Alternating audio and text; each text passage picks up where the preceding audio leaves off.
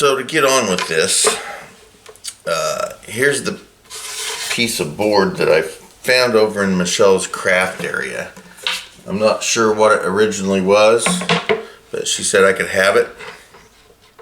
So with a little bit of math, all I did was found the point where I could evenly draw in the center of this an 11 by 11 square board, and I am right now just marking out these squares.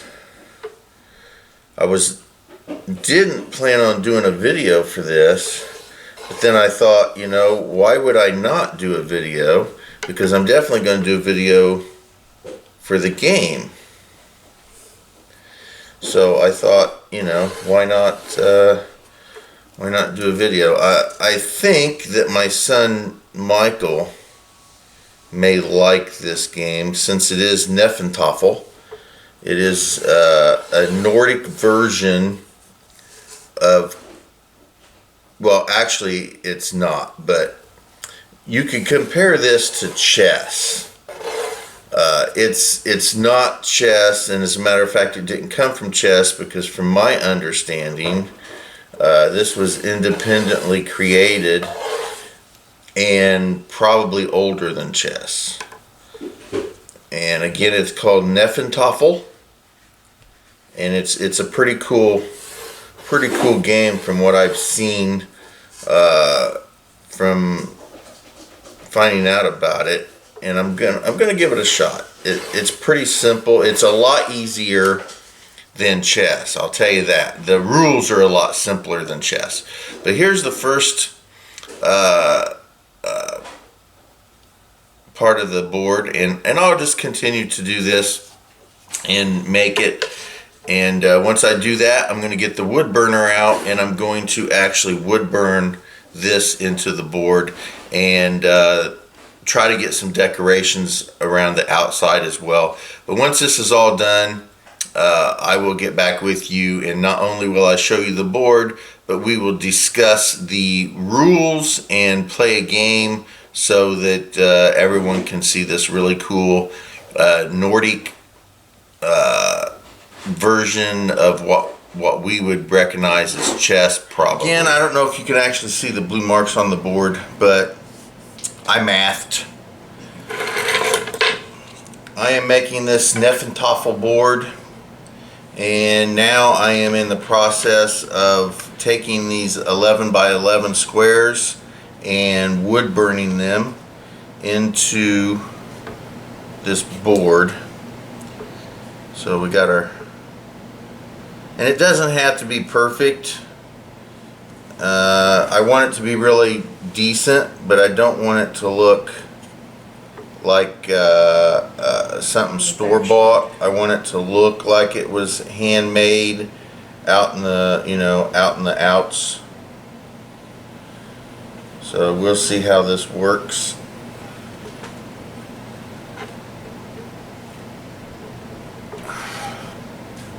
It's a start. It's a start. We'll let that heat up just a little bit longer. But that's the process. I'm just going to sit here for as long as it takes, and it may take a couple days for me to do this. But I'm just going to wood burn this 11 by 11 square into the wood, and it's gonna take a while. So we'll get back with you.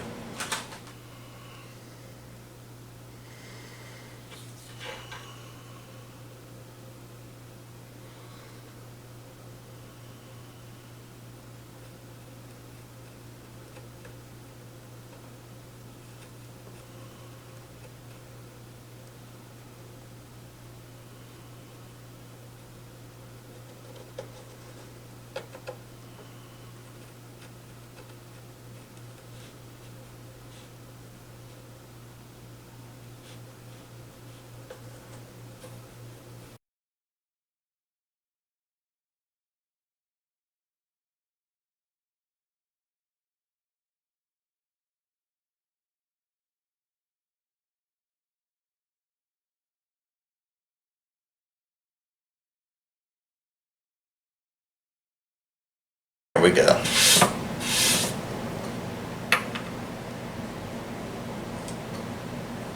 So there's half the board. All I'll do is turn it around,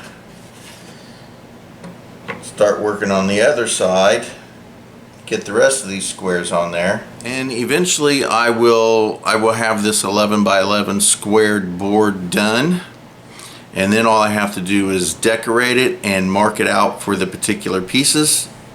Once that gets done, now the decorations may take a while.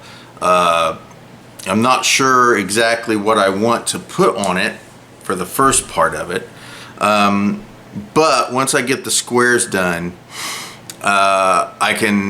we can actually play the game, and I can show you how it works and everything without all the decorations and markings as well. But eventually it will have all of the decorative markings and everything into it. But I should have it done in the next hour or so, at least enough to show you how the game kind of works.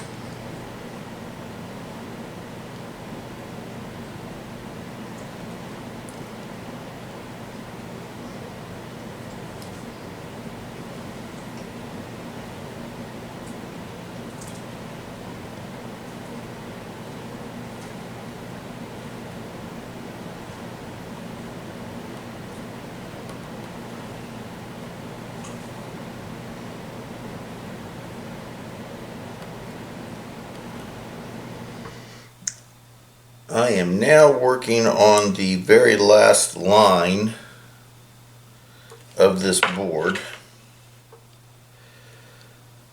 It's actually been kind of fun to do.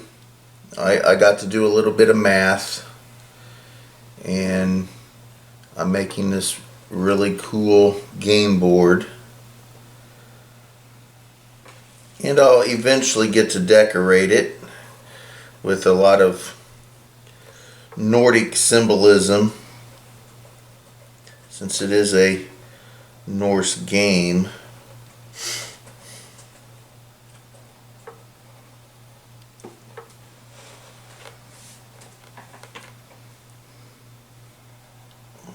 It may take a while to figure out exactly what I want to put on it, but I'm sure that it'll be very Nordic. There we go. Awesome. And the board, as far as that goes, is complete. And there we go, 11 by 11. Now you can also do this 7 by 7, 8 by 8, 9 by 9, 10 by 10.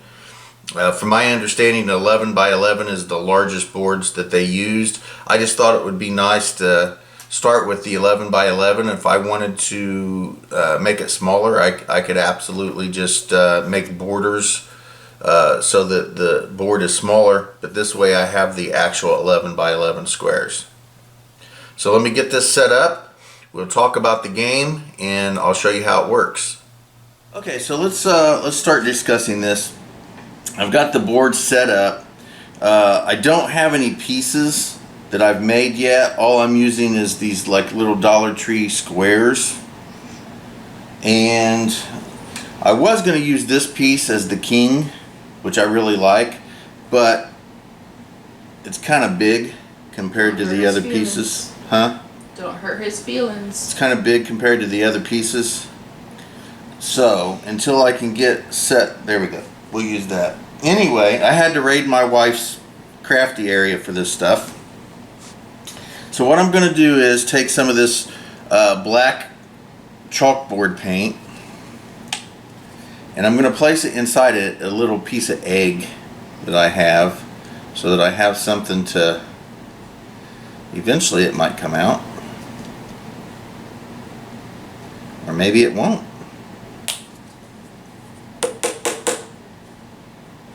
Oh yeah, that one's probably pretty empty. Okay, well, I'm going to get me another thing, and I'll be right back. Okay, this one sounds like it's going to actually work.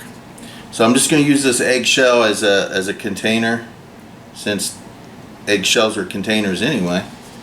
Put a little bit of black paint in there, and what I'm going to do is I'm going to paint these outside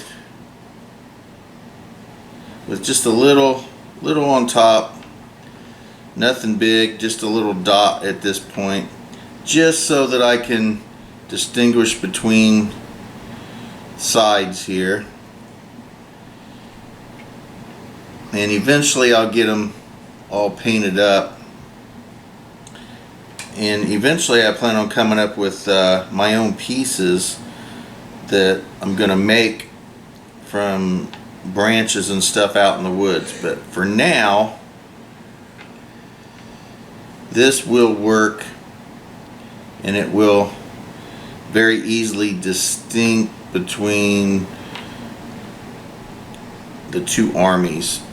This game is based off of combat. There we go. So let me clean up this little mess here real quick, and I'll get right back with you. So here's the board. Now if you notice right off the bat, it's uneven, and that's something I really like about this game. Is it's not equal, because in real war and real combat, it's not equal. It's not fair. Now, from my understanding, because I've never actually played this with another person before, I just found out about this game yesterday, but it sounds really cool. So you have the outside group. Now, again, I don't have anything marked. These 4 squares right here on the very edges, this one, and the 2 over here, need to be marked, because that's how the king escapes the game, and that's how you win. So the whole point of the game is this king needs to escape the board, and we'll get into that in a second. So the black dotted ones are the people who are offending, and the ones in the center here are defending the king. So the whole objective of the game basically is to get this king to one of these squares on the very edge, and then you win the game.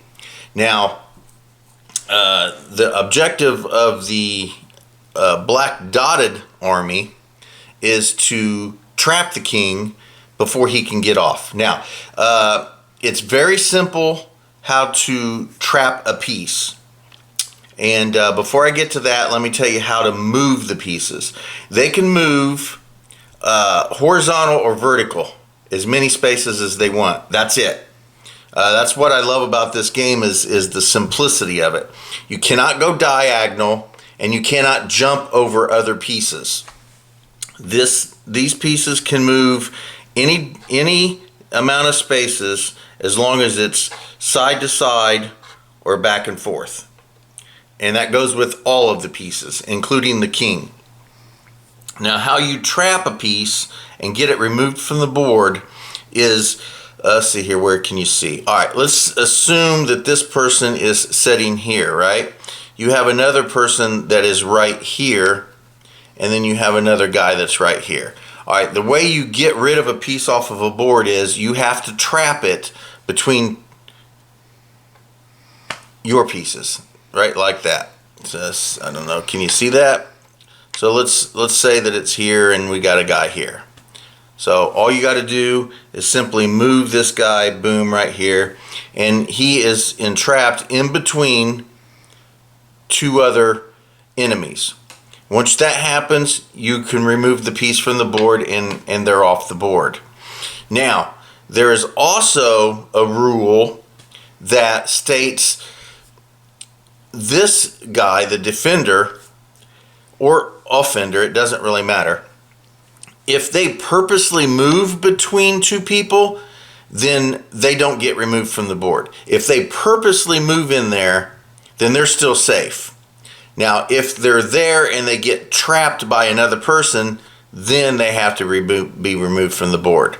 So that's how you remove pieces. Now, there are slight variations to this game. And one of the variations is this king guy here. So you have the king. Now, one variation of the game states that he as well gets removed if he gets surrounded, or if he gets an opponent on either side of him, here or here. It doesn't really matter. As long as he has an enemy on either side of him, he gets removed and the game's over. Now, that's one variation of the game. Another variation of the game states that he has to be surrounded by all four sides. Now, I personally prefer that. It makes it harder to get the king, and it just, I think, would make for a better game. So there are the two variations for the king being captured. One variation says he only needs to be on either side, just like any other piece. And another variation says that he has to be on all four sides. So there's your variations on that. Take it for what you want. Play it how you desire.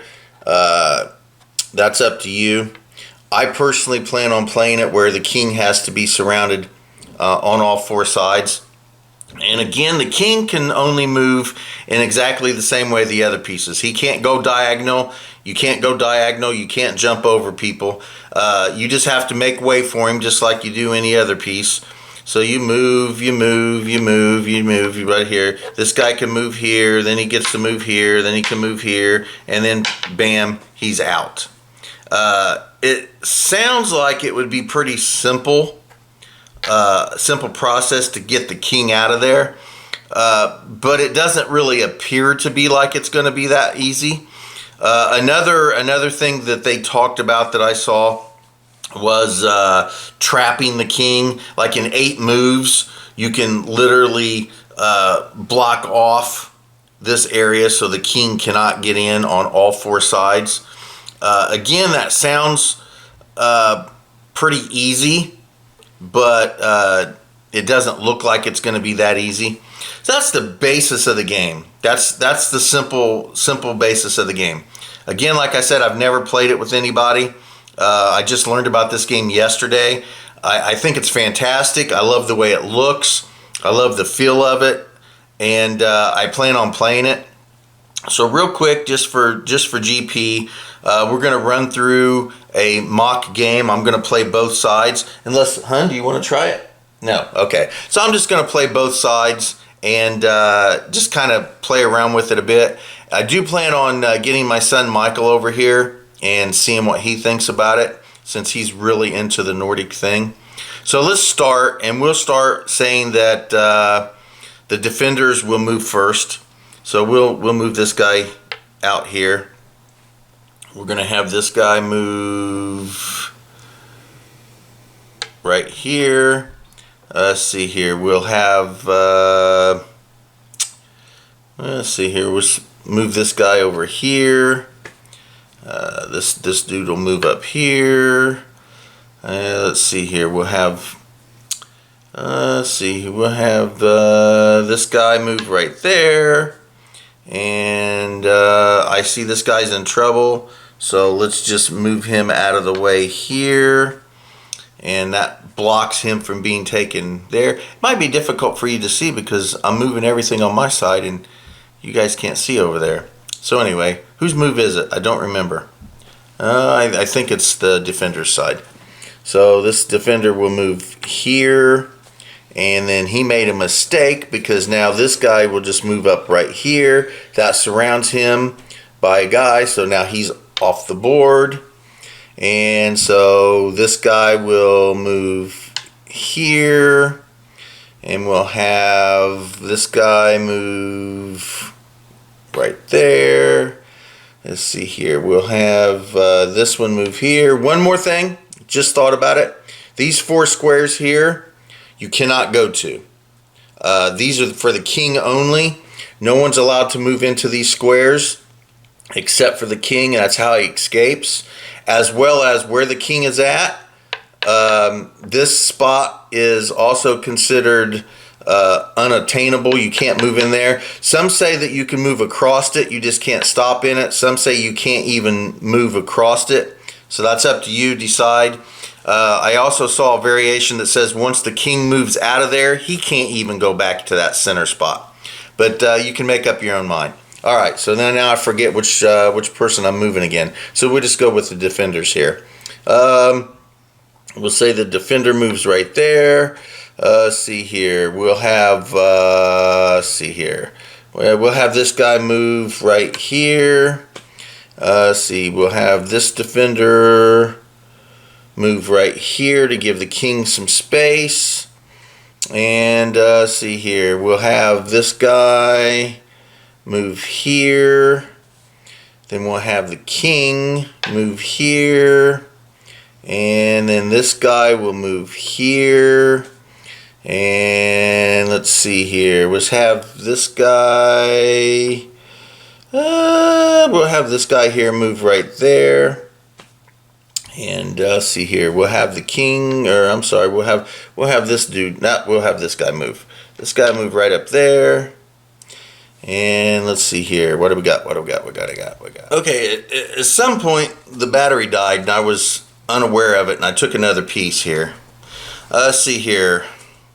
It's the defender's turn, and I see an issue because if I don't move this guy here will move over here and take him. So I need to move. So what I'm going to do is I'm going to back up right there. And that didn't help me at all, because now this guy just moves right up here and takes him, which kind of sucked. And let's see here. This guy will move over here. Now I'm purposely not going to move a piece so that I can show you something. Now it's the black team, so we're going to move the black team right there. That'll work. Now this guy here, and let me lay the king down a second.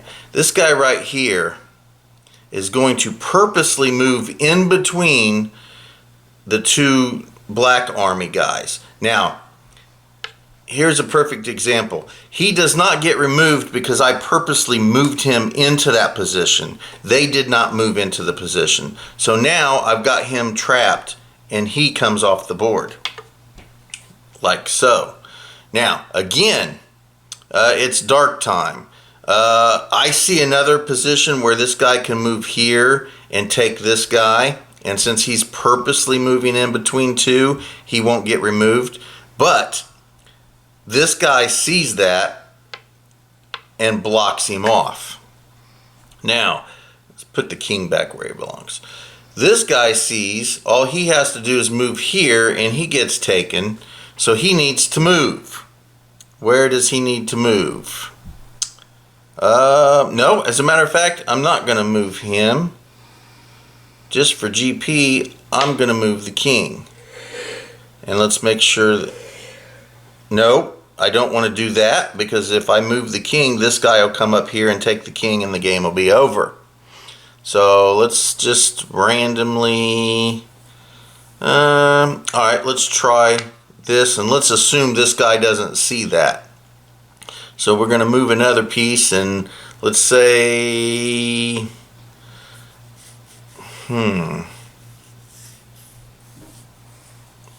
What do I move?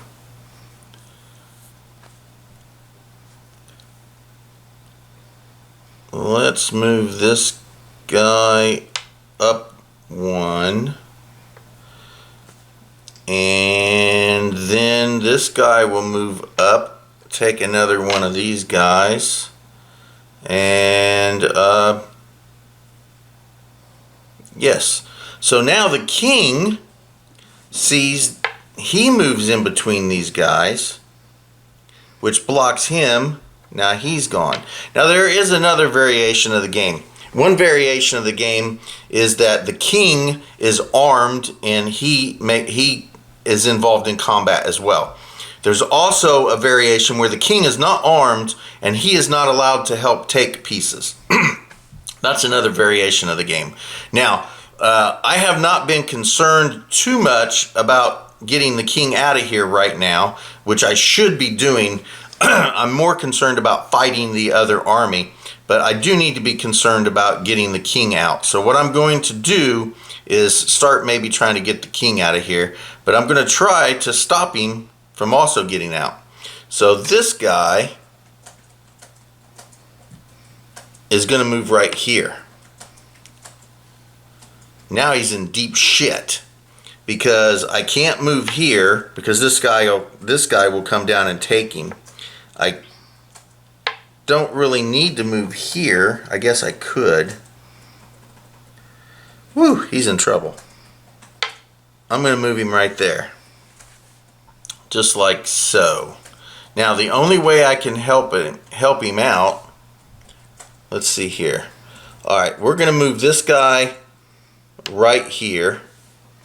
And we're going to attempt to block in the king. Now if I can get this guy right here, then I can block the king at this point. This guy will have to, anyway. It's the time for the defenders. So the defender is going to move down here, which is going to open it up for the king.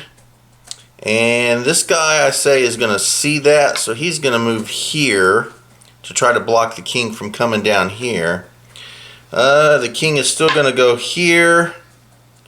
And this guy is going to see that, and he's going to stop the king from moving right there. Now the king's in deep shit. All I got to do is get a guy here and a guy here, and the king is blocked. So let's see here. We're going to have this guy move here because he cannot move in this spot. This guy will move here, attempt to block the king, and he's doing a damn good job of it. Now it's the defender's turn, but the king does not want this guy to move over and block him, so he's going to move all the way down here. And now there's nothing you can do about it. The king just won the game, and I'll tell you why. These guys, I can move him here, or I can move this guy here. It doesn't really matter because let's just say I move, oh wait, this right here.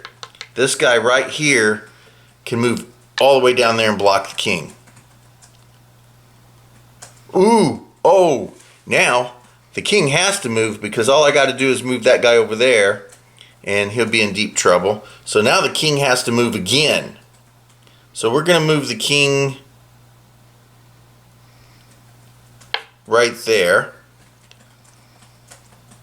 And being a good player, or at least not good, but seeing an opportunity for the king to move here, this guy will move here to stop the king. And let's see here.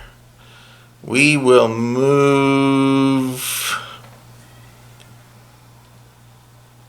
We're going to move this guy right here. Oh, bad mistake. This guy moves right here. Look, oh, here's a perfect example. Good. Here's a perfect example of two being caught. So this one is caught in between these two, and this one is caught in between these two. So both of these are removed. Plain and simple. There we go. Defenders are not doing too bad, but it's still not keeping the king from moving, I guess. Let's see here. I got an idea. I don't know if it'll work, but it's the defender's turn. And the defender is going to move here, which is going to force this guy to move, because if this guy defender moves over one, he'll be taken. So I see that.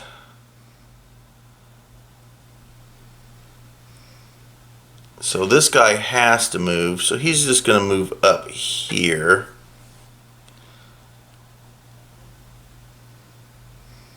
Let's see here. What do we do? Now the defenders.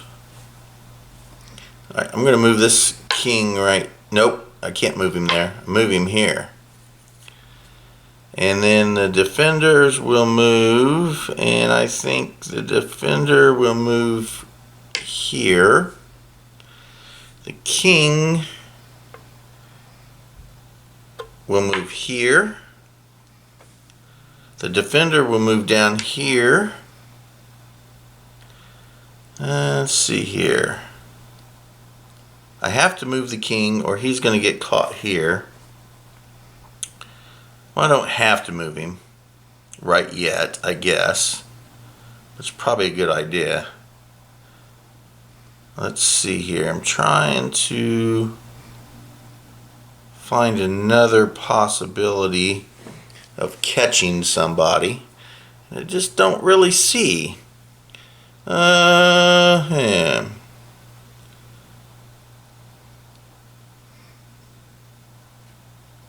I'm going to move here, and I purposely put my guy in between these two so he doesn't get in trouble.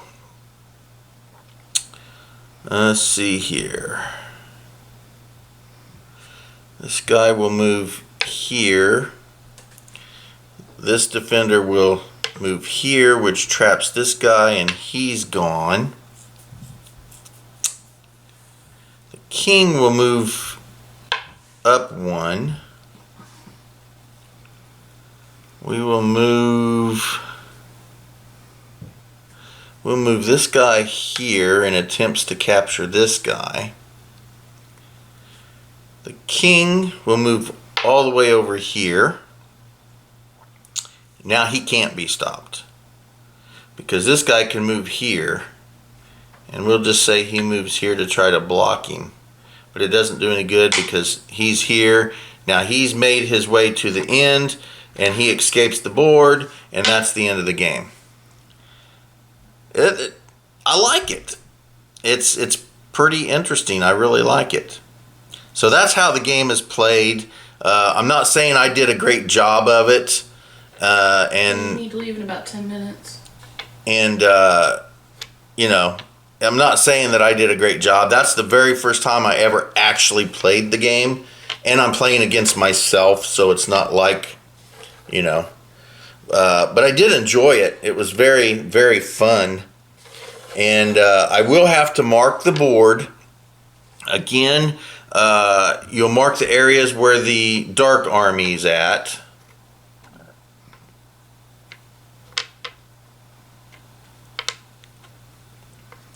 On each one of these.